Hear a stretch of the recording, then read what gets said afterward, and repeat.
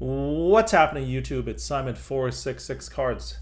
Recently back from the Toronto Sport Card Expo, although you might be seeing this video a couple of weeks later. And I went to their trade nights on the Friday and Saturday night, and I noticed some things about how people set up their cards, and I wanted to talk about it. As you see, this is a picture that I took from the trade night, and this is how you would expect cards to be set up when you walk to someone's cards as they are set up at a trade night or even at a booth at a regular show, right? And they're facing you, and this you can walk up, it's very clear what the cards are, and it's easy to see, and you can make a quick decision of whether or not you're interested.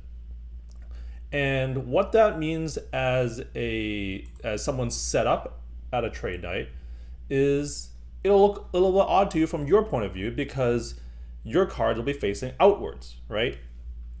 And you can see here, this is actually the card that I had at the trade show or at the trade night, and I will get back to this picture in a second. But from this perspective, it's just a little odd. When you look at your cards, you don't look at them upside down.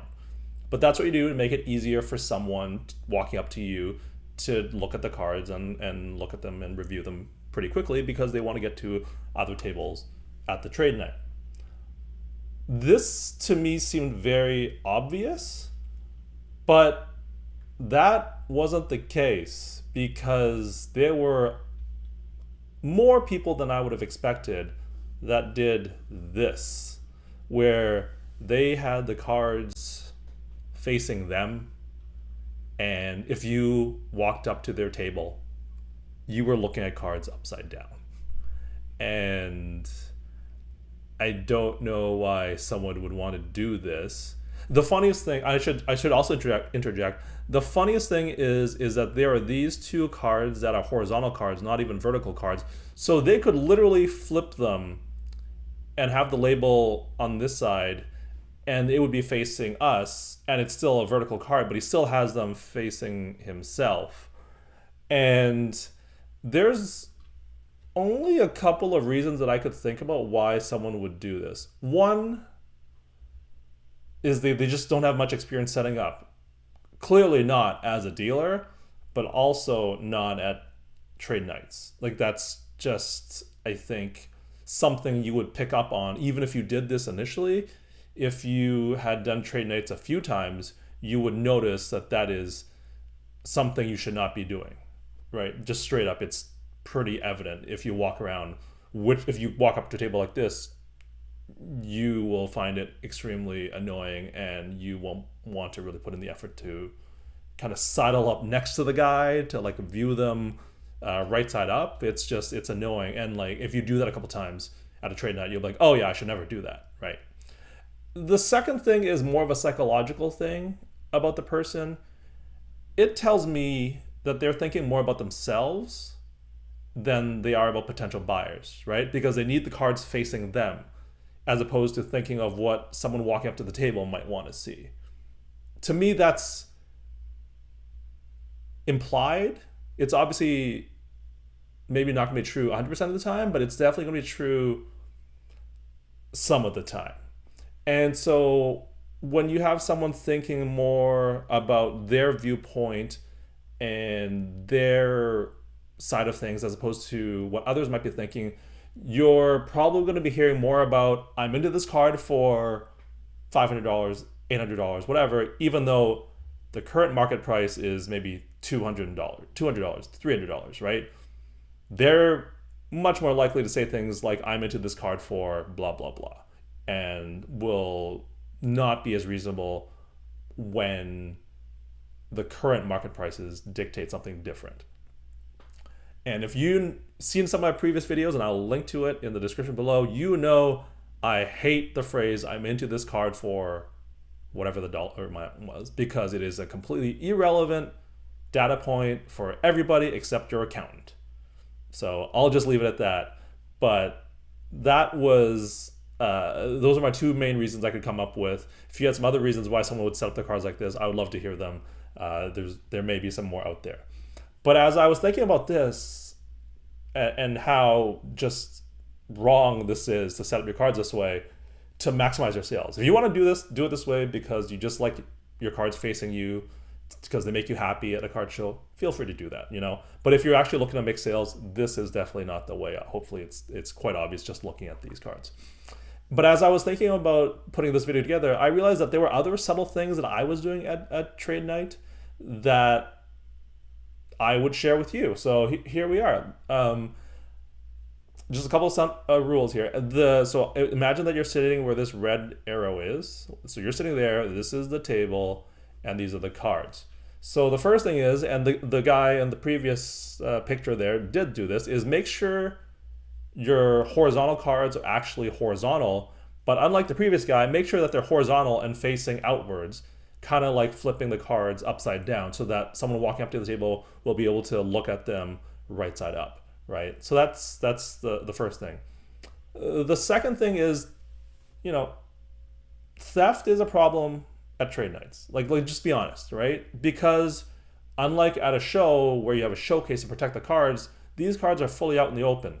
So what you want to do is you want to have the most expensive cards in the row closest to you, making it harder for someone to steal it. Like just call a spade, right?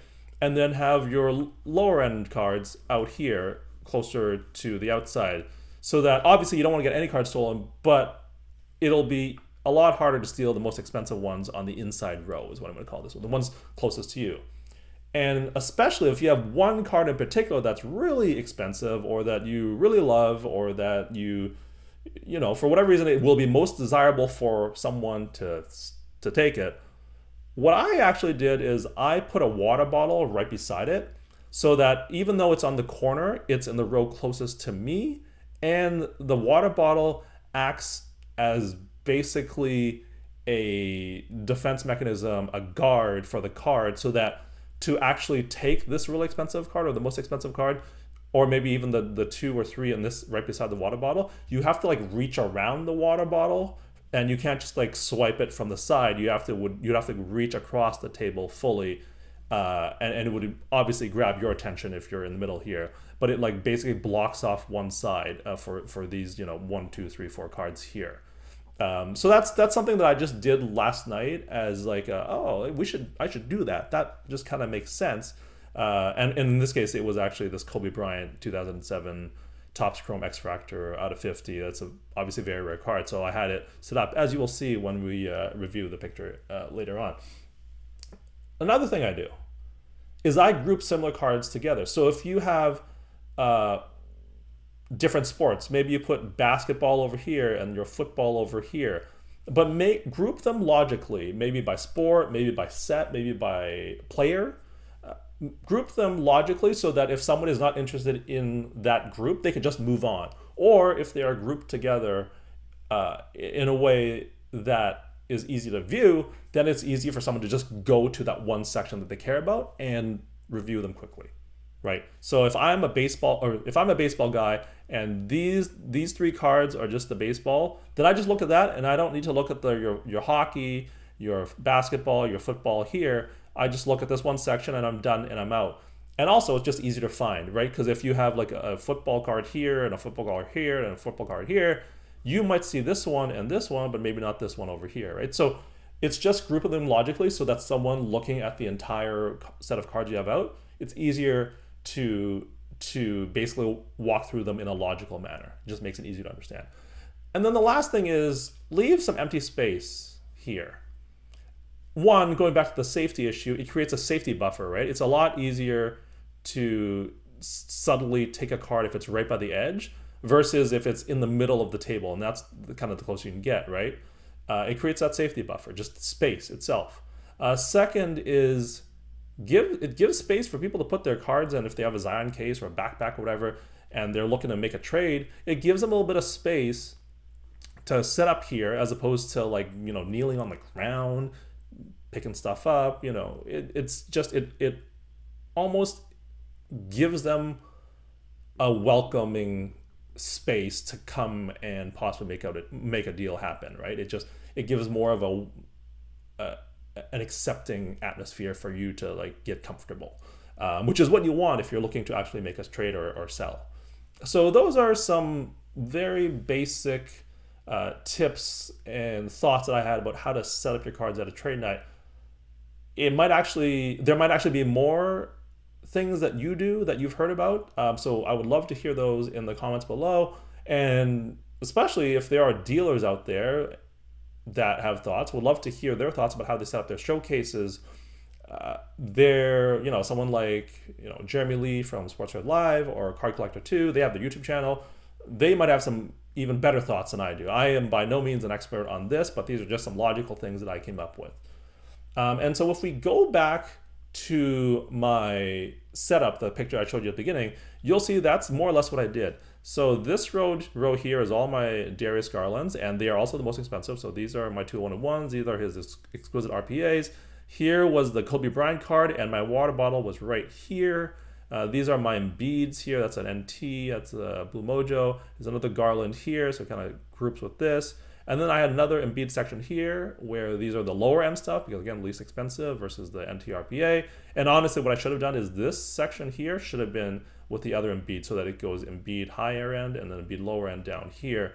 And then these two cards should have just been shifted over. But nobody's perfect. Definitely not me, but that's kind of how you make this happen in real life and what it would actually look like. And you can see here also these vertical cards, the Embiid, this and Anthony Davis, this Kobe Bryant, they're flipped sideways so that you can look at the card as it's supposed to be seen, the way it's designed. And then obviously here the empty space to, again, the safety buffer. So you can see here, if there's like no way to steal this row of cards because they're right here, they'd have to reach across the entire way. But even the lower end section in the middle here, there's still a lot of space that it's not easy to just kind of like subtly grab it. And again, if someone wants to come over for a trade, they can put their Zion case or the backpack or whatever down here, and it just gives them a welcoming space to come. The one other thing I want to note is just keep a count of all the cards you have on the table and just do a quick count. Like, so what I did here was like 6 on the top row, 4 in the middle, 5 at the bottom. And that is also another way to keep the running count of what you have. And another way, easier way to do it is take a picture of what cards you have out right after you put your cards down, and in what order, so you can see and just do a quick double check to make sure everything's on the up and up. If you have more than, like if you have 15 cards like I do, it's mostly fine. But if you have more than that, then that's one way or another way to keep track of them. So that's it. That's the video. I would love to hear your comments. If there's other tips that you have that you use when you're setting up at a trade night, other tips in terms of negotiations that you found helpful would also be great to hear. And maybe if I get enough comments, I'll put another video out. But that's it for now for this video. As we do on this channel, I'm going to preview the next video, and what that one will be about is the paradox of base and silver prisms.